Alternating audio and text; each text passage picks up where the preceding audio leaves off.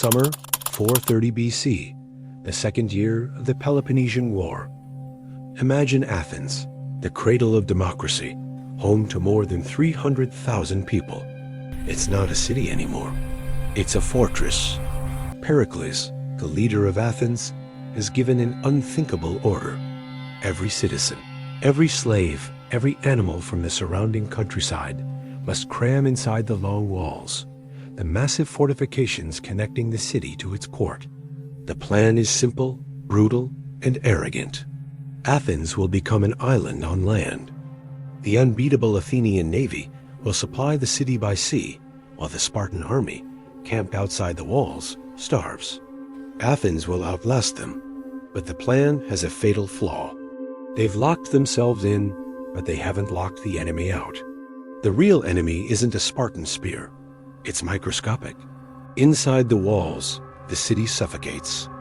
Sanitation collapses almost overnight. Open sewers overflow into the streets. The bodies of men killed in the war, brought back for burial, now rot where they fall. No one dares go outside the walls to perform the sacred funeral rites. The air grows thick with the stench of death and decay. Athens has turned itself into a pressure cooker, a perfect incubator for disease. Then, one morning, it arrives. Grain ships from Egypt, the city's lifeline, dock at the port of Piraeus. But they're not just carrying grain. Something invisible, silent, and deadly slips ashore with the cargo. Within days, the greatest civilization the world has ever known begins to devour itself from the inside out. We know what happened next because of one man, Thucydides. He was an Athenian general, a historian, and a survivor. He caught the plague and lived to write about it, leaving us the only detailed eyewitness account. His description is so precise, so chillingly clinical, that it's still studied in medical textbooks today. He tells us it began with a sudden, violent heat in the head. The eyes became red and inflamed. The throat and tongue turned bloody, and the breath became foul and unnatural. A terrible cough racked the body, bringing up blood. Then came the vomiting, every kind of bile imaginable, followed by excruciating convulsions. The internal fever was so intense that victims couldn't bear the touch of clothes. Many stripped naked, and in their madness, threw themselves into public water cisterns, desperate to quench the fire burning within them. Their skin erupted in pustules and ulcers. Most died on the 7th or 9th day, consumed by the illness. For those who survived, the ordeal wasn't over. Many were left blind. Others lost their fingers, toes, or even genitals to gangrene. The plague marked them forever. For centuries, historians and scientists debated what this mystery illness could have been. Was it measles? Smallpox? Ebola?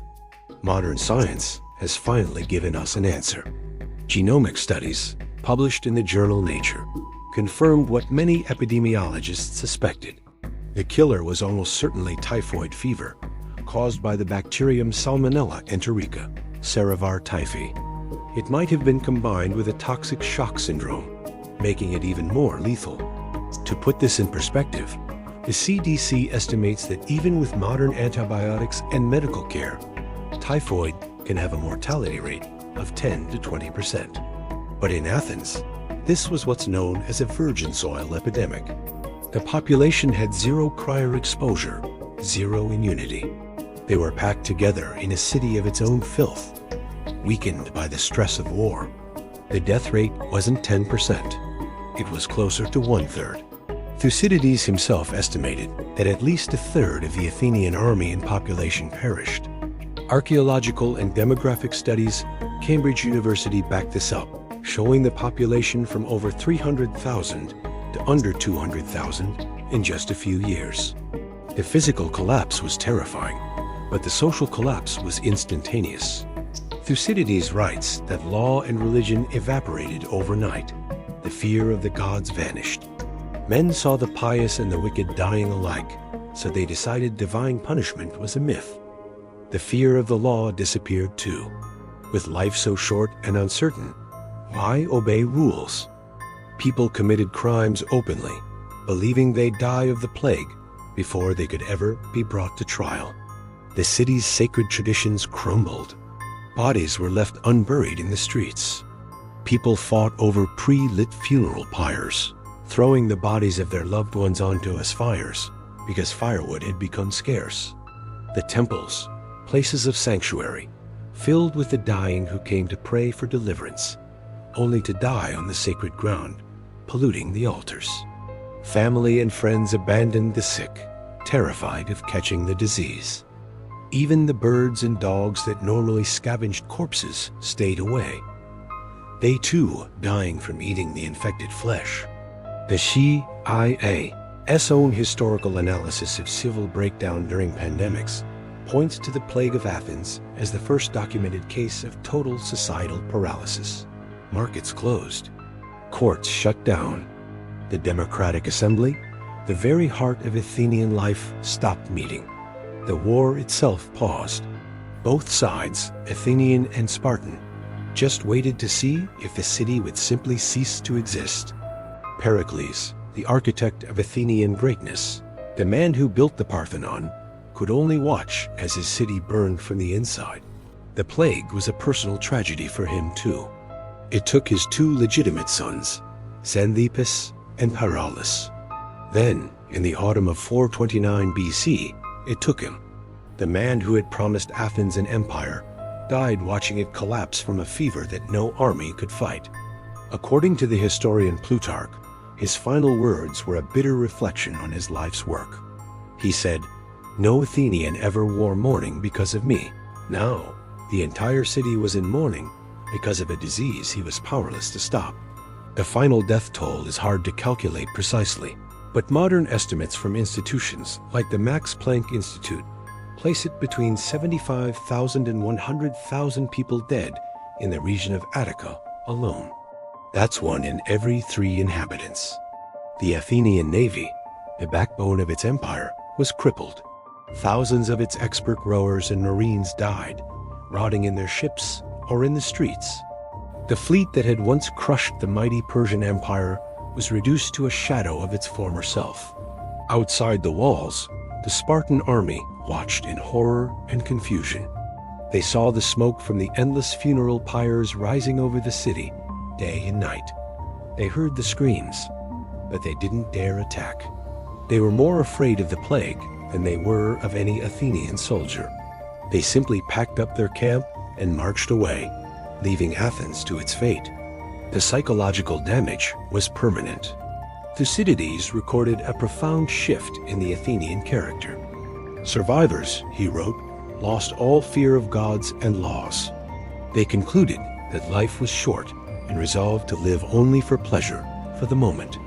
The golden age of Athens, the era that gave us Socrates, Sophocles, and the foundations of Western philosophy and drama, ended not with a bang, but with a fever. The democratic experiment never fully recovered its optimism or its faith in itself. Today, we can still see the scars. Excavations beneath modern Athens, near the ancient Dipollon Gate, have uncovered mass graves. In these pits, hundreds of skeletons were found, thrown in haphazardly, without ceremony. Forensic analysis of these bones shows the telltale lesions of severe typhoid. And in 2021, DNA extracted from the teeth of these ancient victims by the University of Thessaloniki confirmed the presence of Salmonella typhi. The killer's identity is no longer a mystery. And here's the most chilling part. This isn't just ancient history. That same bacterium, Salmonella typhi, is still with us. It circulates today in South Asia and Sub-Saharan Africa. The CDC reports 9 to 11 million cases every year, and it's becoming increasingly resistant to our antibiotics. A 2023 paper in the Lancet Medical Journal issued a stark warning. Urban overcrowding, failing sanitation, and climate-driven migration could recreate the conditions of ancient Athens in our own megacities. It took just one grain ship from Egypt in 430 BC to bring the most advanced civilization on Earth to its knees. All it takes is one infected person on one airplane. The story of Athens is a 4,000-year-old warning. History is not done with us. Thanks for watching. If you want to understand how the past is shaping our future, subscribe to our channel right now. We'll see you in the next one. Subscribe today. Click the button now.